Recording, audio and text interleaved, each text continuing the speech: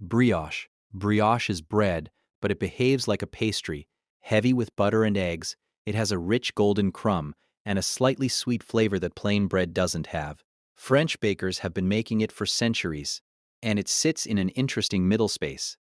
Not quite savory, not quite dessert. Bakeries use it in many ways, as loaves, as individual buns, as the base for French toast, or sliced and served alongside jam. The dough takes time to develop and requires cold resting overnight, which is part of why real brioche can't be rushed. Danish pastry.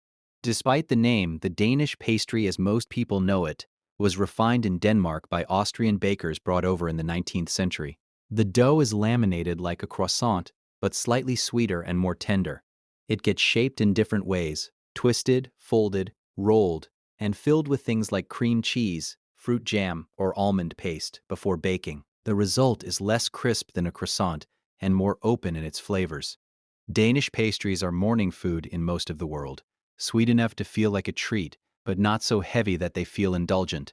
Cannoli, crisp pastry tubes filled with sweetened ricotta. That's the cannoli, a dessert from Sicily that traveled with Italian immigrants to the rest of the world. The shell is fried, which gives it a blistered, crunchy texture unlike anything baked. The filling is ricotta mixed with sugar, and traditionally it includes candied orange peel and sometimes chocolate chips. The ends often get dipped in crushed pistachios or chocolate. Cannoli are filled to order in good shops because a shell that sits too long with filling inside turns soft, and a soft cannoli is considered a failure. Strudel. A strudel is a filled pastry made by stretching dough until it's almost transparent, then rolling filling inside and baking it. Apple strudel is the most common version. Apples mixed with cinnamon, sugar, and breadcrumbs, wrapped in dough so thin you could read through it.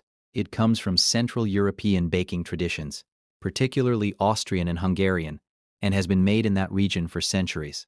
The dough technique is demanding. Traditional recipes describe the dough as being ready when you can see the pattern of a tablecloth through it. Kouign-Amann. This comes from Brittany in France and was created in the 19th century when a baker reportedly had leftover bread dough and folded butter and sugar into it. The result was something unlike anything else. Butter and sugar get laminated into the dough, and as it bakes, the sugar caramelizes against the pan, forming a crust that's crunchy and slightly bitter at the edges. The inside stays soft and pull apart. It's simple in its ingredients and complex in what it produces. Butter from Brittany is salted by tradition, and that salt in the background is part of what makes it so difficult to stop eating. Profiterole. A profiterole is a choux puff filled with ice cream and covered in warm chocolate sauce. Where a cream puff is delicate, a profiterole leans into contrast. Cold ice cream inside warm chocolate sauce, light pastry around a dense filling. It's a French dessert that found its way onto the menus of restaurants around the world. Galette des Rois.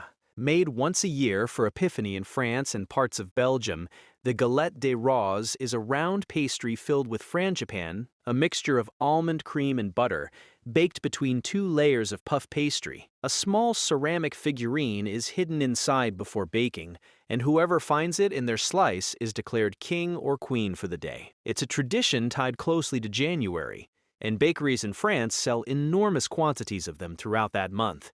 Tarte Tatin.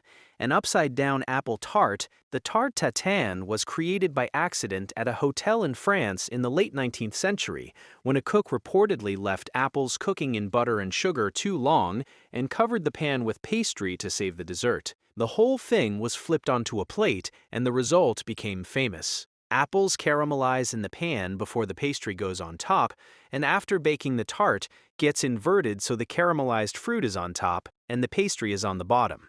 The apples should be soft and deeply colored, the pastry crisp enough to support them.